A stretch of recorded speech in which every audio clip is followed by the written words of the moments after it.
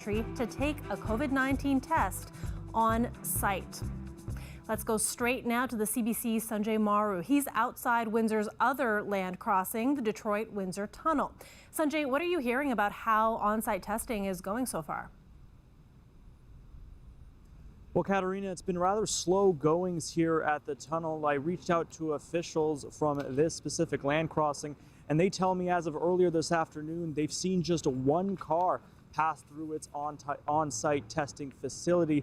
But they also say that there was a significant delay in getting things started. They were hoping to get things ready to go at 7 in the morning, but that was delayed by 4 hours because of a supply shortage. So I reached out to the Public Health Agency of Canada to learn more about why that delay happened. They told me they would respond, but they have yet to do so. Meanwhile, the Ambassador Bridge says it's only seen a handful of cars in its own on-site testing facility as essential traffic continues to flow smoothly. Now, I do want to recap just how this on-site testing works. It all starts when a traveler is deemed non-essential here at the border. They'll be taken to these trailers behind me. There, the traveler must self-administer their COVID swab, and then they go straight to their quarantine location. On the 10th day from that quarantine location, they'll take another swab and they can mail that out via courier. And again, there are significant penalties for non-essential travelers who fail to complete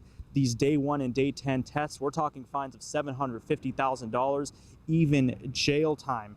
And again, I want to make clear as well, this on-site testing serves as an addition, not a substitution to current border protocols in effect for non-essential travelers. That means they still, despite taking part in this on-site testing, still need to provide proof of a recent COVID test, a test conducted between 72 hours from arrival at the border, and failure to do so can result in being sent to a quarantine facility.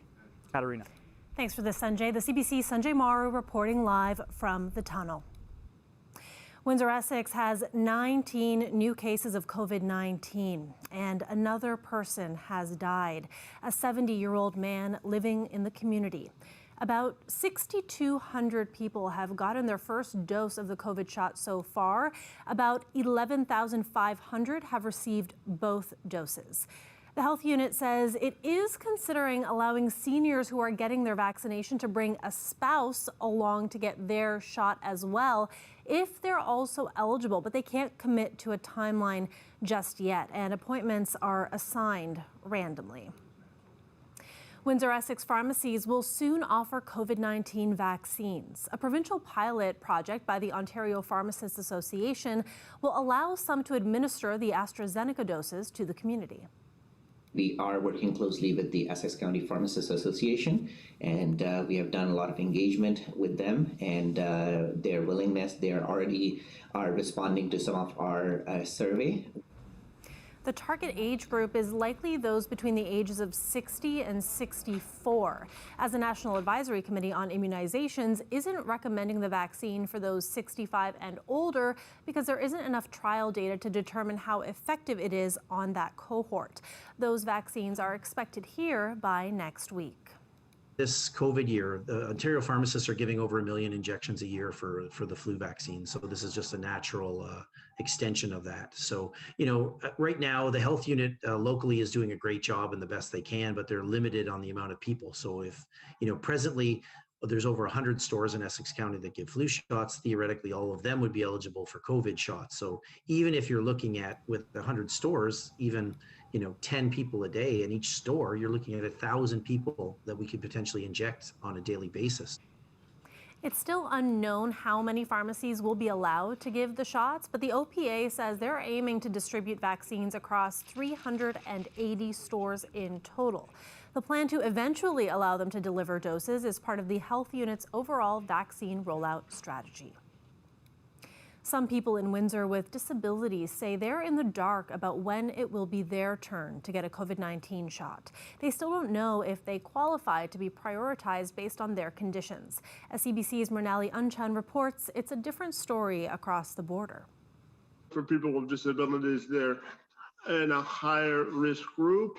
So certainly we would hope that it would be faster than it's been. McShane has spastic quadriplegic cerebral palsy. Some studies show it gives him a greater risk of complications from COVID-19. The waiting means further isolation. I was about to start a job, and then before COVID hit, and then COVID started, and my contract got suspended. So I think a lot of people with disabilities are dealing with the social isolation. As for the potential timeline when he and others with disabilities may get the vaccine, the Windsor Essex Health Unit says it's waiting for direction from the province. Across the border in Detroit, the rollout looks different. Organizers with disabilities like myself are extremely proud to have had this major win. Her organization has pushed to get Detroit to broaden vaccine eligibility. As of February 11th, people with intellectual and developmental disabilities got access to the shots. Disabled people around the country, and apparently in Canada too, are noticing that this should be a priority. It can be done. On this side of the border, some in the disabilities community still have a lot of unanswered questions. I'm not at all sure that my disabilities would qualify me or should qualify me, but I'm not speaking primarily for myself. I'm speaking from the perspective of someone who values all lives. As a dual citizen with ADHD, she qualifies to get vaccinated in Detroit. But with the border closed, that's not happening. We don't have the data because we haven't collected it. Then we don't have that science, right, to inform our decision making. While there are efforts by the province to track trends, there is still no data on how many people in the general public with disabilities have contracted COVID-19 and died. In a statement to CBC News, the Ministry of Children, Community and Social Services noted there have been 699 cases and 23 deaths of adults with developmental disabilities in ministry-funded group homes. Globally, a study from the UK found that from January of 2020 to November 2020, 6 of 10 COVID deaths were people with disabilities. Although no date in sight, McShane is hopeful that vaccination is on the horizon for people with disabilities. And I think the pandemic has really afforded us the opportunity to reassess our values and priorities when it comes to advocating for people with disabilities. Mrinali Unchin, CBC News. Windsor is in the process of purchasing a hotel with plans to use it as an emergency shelter for women, children, and young adults. It's a move existing shelters are celebrating. I think this is a great progressive move for the city. I've been waiting really to see some action on the emergency shelter review. I've pushed hard to find out kind of where is it going. So this is great. I think it's great news for our community that we'll finally have adequate shelter space for what sounds like for women and youth. The decision happened behind closed doors during a city council meeting earlier this year. It follows a review of Windsor's shelter system, and the city is planning to access provincial funding to complete the sale in the coming weeks. Details of where the shelter will be and what it will look like have not been released. One councillor says the city will be partnering with the organizations that are already working hands-on with people experiencing homelessness. We as a city are not really the most direct hands-on. We will be working with our partners on the ground to provide these services. None of the partners that we've been working with will lose funding or will be, left in a lurch. This is about everybody working together for a better system. Canada's premiers are making a strong and united call for more federal money for healthcare. The call goes beyond the current COVID-19 emergency. The premiers want permanent structural changes to the Canada Health Transfer Payment System. Provinces and territories are currently paying 78% of health costs, and this proportion increases every year. Health cost goes up 5% each year, whereas the federal contribution only increased by 3%. So we asked the federal government to increase its contribution from 22% to 35%. This request is reasonable. It's based on long-term forecasts. It's made by every premier of every provinces and territories. So Mr. Trudeau, Now it's time to act. Today's virtual meeting by the premiers was hosted by Quebec's François Legault. They say boosting Ottawa's contribution to 35% in the next budget would increase the federal costs from $42 billion to $70 billion. March is a key month for COVID-19 vaccine shipments to Canada.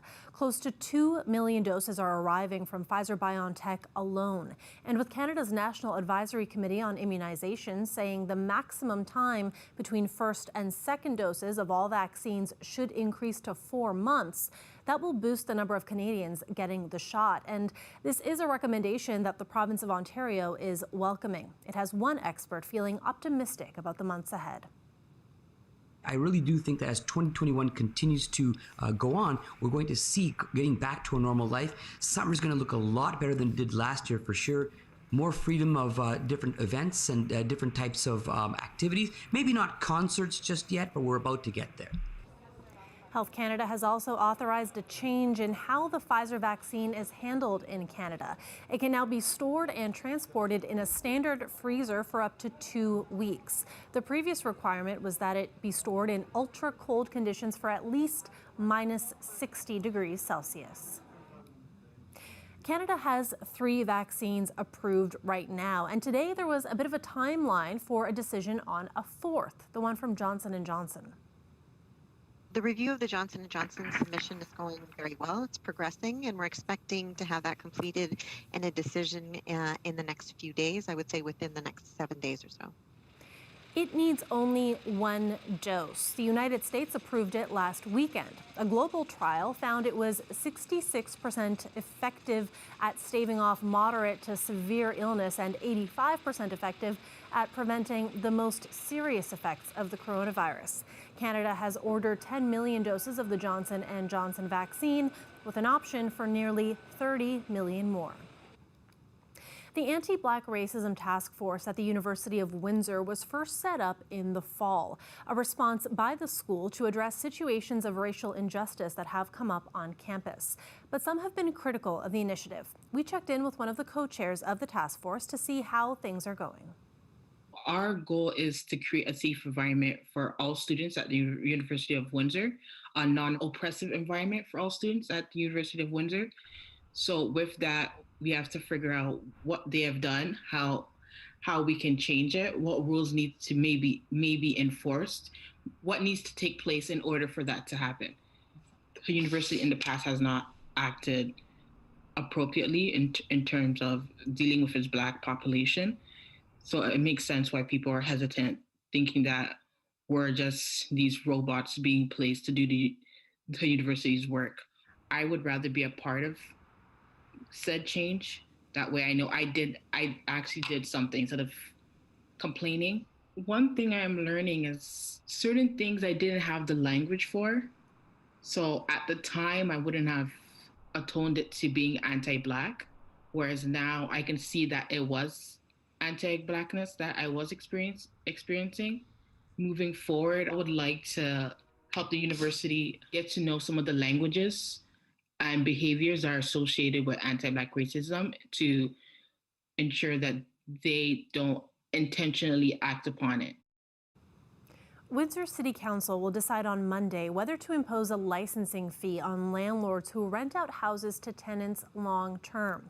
It's in response to the problem of unsanitary and unsafe living conditions in the homes, usually rented by students. Dale Molnar has more.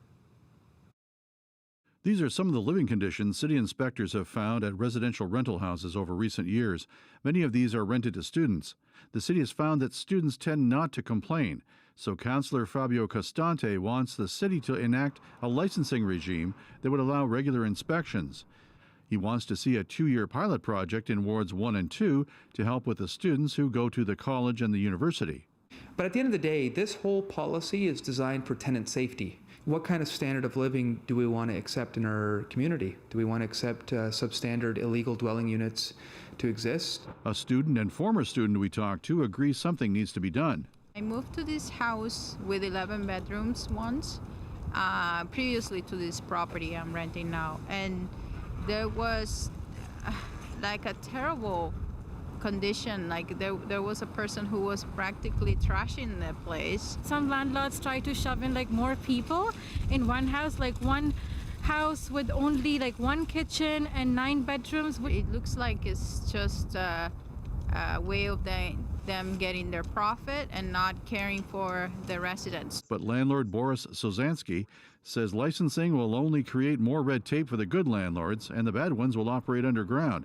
He says the city should just step up enforcement of current bylaws.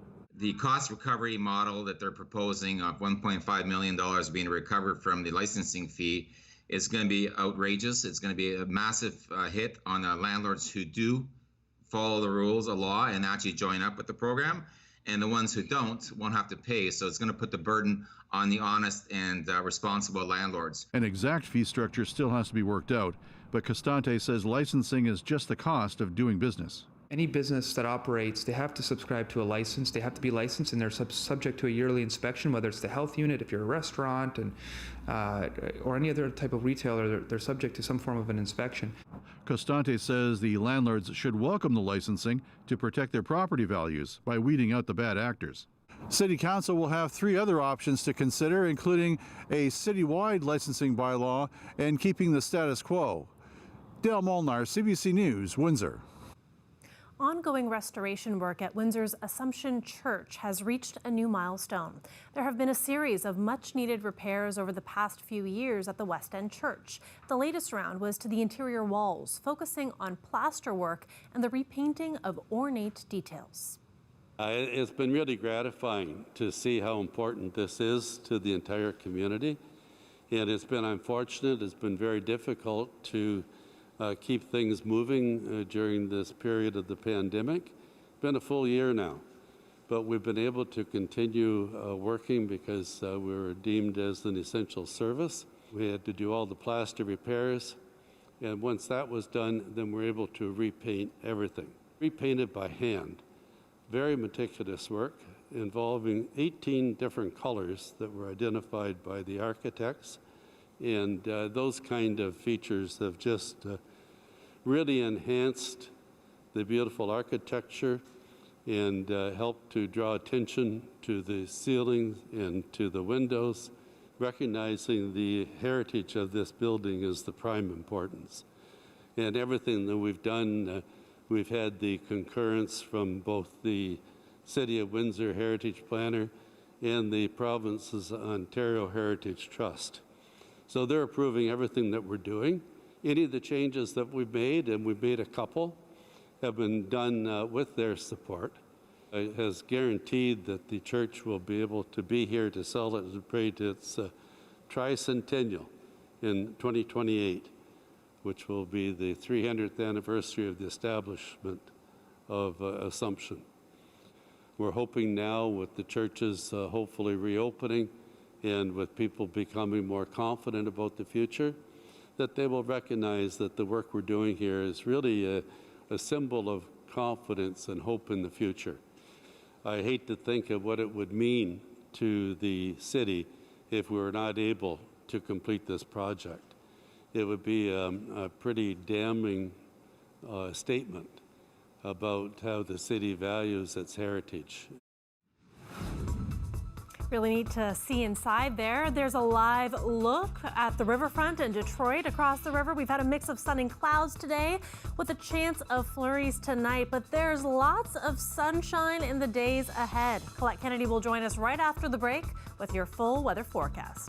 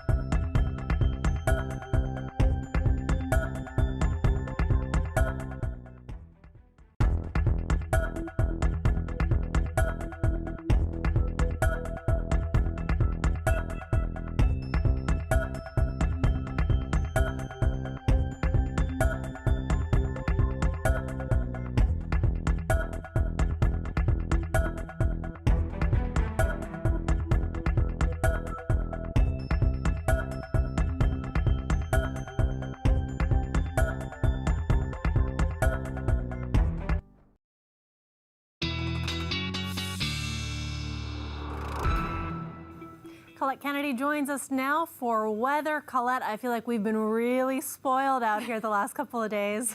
Yes, absolutely spoiled. And then what a change to kind of get used to, right? That change from yesterday up to 13 degrees, a 15-degree difference from where we're sitting in Windsor right now at -2. And significant as well. Chatham-Kent, the high yesterday, only 8. But still, 12-degree difference there, and Leamington up to 12 degrees yesterday. So here we are now. Hey, we got to stay focused, right? Stay in the moment. The northwesterly winds have ushered in this Arctic air, and it's, going to be short-lived, and then you wouldn't believe, well, hopefully you will. I'm going to show you in a moment the numbers that we're going to be seeing with our temperatures very soon, just a few days away. But just looking at the wind gusts, if they're not at the moment exceeding 30 kilometers an hour, then you don't see a number here. But at times, of course, we've been seeing those 30 to 40 kilometers an hour, including in Windsor. So the wind chill, we've got to factor that in. It's already in the minus double digits there in Chatham-Kent, and Windsor feeling like -8. So a look ahead, some of those winds bringing a bit of lake effect closer to the London region, but really what we'll kind of see is that's going to be the one area. I know they oscillate a little bit back and forth, but there maybe through Chatham-Kent where you get a little bit of flurry activity, but mostly we'll start off with some sun, then get into some increasing cloudiness on Friday. But as we get towards Saturday, still some of that lake effect off to the northeast. It will be sunshine moving in and several days of it, and then the temperature climbing to go along with that sunshine. So talk about being spoiled. All right, overnight tonight feeling like -15. Tomorrow afternoon up to at least 3 degrees here, depending on that cloud cover as it comes in. And then Saturday, these are just moderate, nice temperatures, close to seasonal. There it is. I know it looks like I accidentally put the 1 in there. I did not. 14 degrees for Monday. Going to be keeping an eye on this. So we may have to adjust a little bit. And Tuesday, double digits once again. And it looks like the wet weather, not till about Wednesday.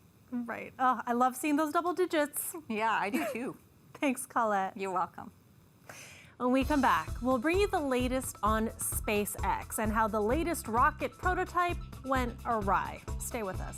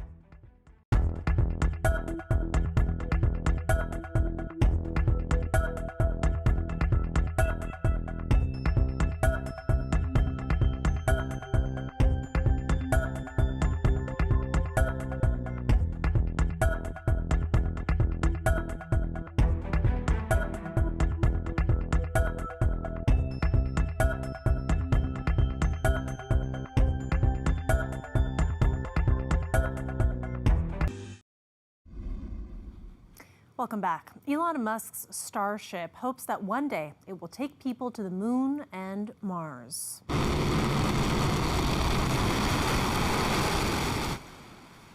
A flawless landing before something goes very wrong. That upright touchdown is a signature move for SpaceX rockets, and that was the 10th prototype, and it was the first to pull it off. You may notice the past tense there. It exploded into flames about 8 minutes after landing. That's extraordinary to see. That's the third time a test landing for the prototype ended in flames. Now, there is no word yet what caused the explosion, though there are unconfirmed reports of a methane gas leak. Musk, who earlier sent his congratulations to the SpaceX team, later put out a short statement. RIP SN10, honorable discharge. That is it for CBC Windsor News. Thanks for watching. For news anytime, you can go to our website at cbc.ca/Windsor, and you can find us on social media as well, Facebook, Instagram, and Twitter. The Rick Mercer Report is up next. Have yourselves a wonderful night.